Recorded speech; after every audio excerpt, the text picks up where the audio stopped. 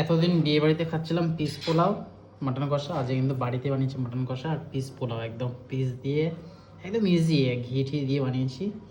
এটা জাস্ট আমি biryani rice use করেছি, বিরিয়ানি রাইসটা জাস্ট বয়েল করেছি এই মটরশুঁটি দিয়ে, তারপর মার গালার পরে এটার মধ্যে দিয়ে দিয়েছি ঘি, সেই জন্য ঘিয়ের জন্য এরকম একটু তেল তেল ভাব লাগছে, কিন্তু ঘিয়ের ফ্লেভারটা কিন্তু এই রাইসের মধ্যে দারুণ আসছে, এরকম একদম ঝুরঝুরে রাইস আছে।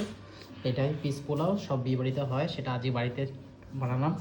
আর এই হচ্ছে গরম গরম মাটন কষা, মাটন কষাটাও কুকারে বানিয়েছি একদম রসি। আজকে কিন্তু দেশি খাসি না, আজকে এনেছি একটু রেয়াজি খাসির মাংস, একদম আলাদা রকম লাগে।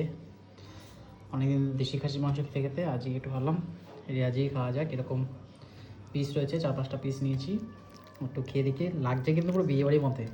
বিয়েবাড়িতে যেরকম হয় পিস পোলাওর সাথে মাটন কষা যেরকম খাই, প্রায় বাড়িতে এখন এরকমই হয়, পিস পোলাও হয়, পিস পোলাও দিয়ে মাটন কষা হোক, গলদা চিংড়ি হোক, এসব আইটেমগুলো হয়।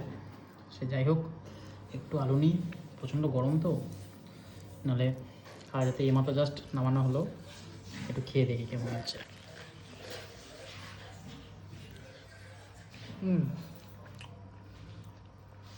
এখানে তো বলা যায় বিয়ে বাড়ি ফেল।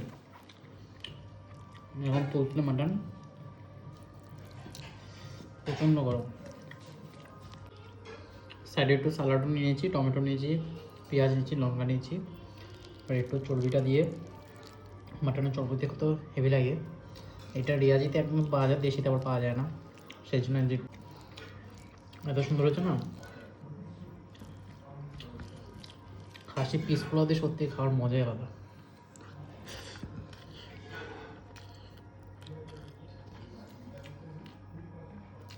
এই পিসটা কিন্তু সেরা লাগে খেতে, খেয়ে দিয়ে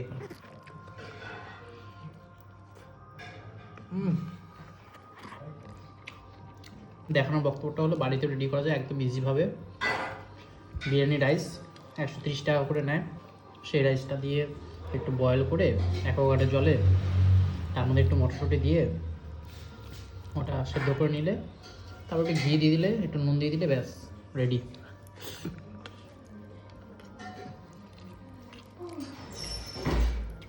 মাটন হোক চিকেন হোক, সব কিছুর সাথে এর স্বাদের কোনো তুলনা হয় না, এত সুন্দর মাটন। হ্যাঁ, মাটনটা যদি আরেকটু মানে আরেকটা সিটি দিতাম তাহলে আরেকটু বেশি বয়েল হতো। আসলে কথা বেশিরভাগ দেশি খাসি খাই তো, দেশি খাসিতে 4টে সিটিতে হয়ে যায়, 4টে কি 3টে সিটিতে। আজ এটা 4টে সিটিতে করেছি, কিন্তু আরেকটা সিটি দিলে আরও বেটার হতো।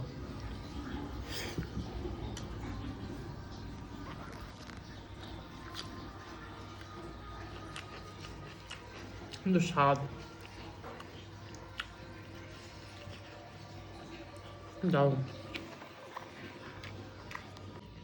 এরকম থলথলে চর্বি দিয়ে পিস পোলাও দিয়ে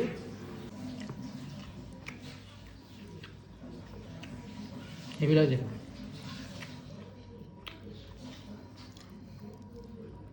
এরকম মেনু থাকলে এর সাথে আর কিচ্ছু লাগে না। ডালও ছিল, পালং শাকও ছিল, সেসব খাইনি, খালি মাটন আর পিস পোলাও। মাটন কষা দিয়ে পিস পোলাও।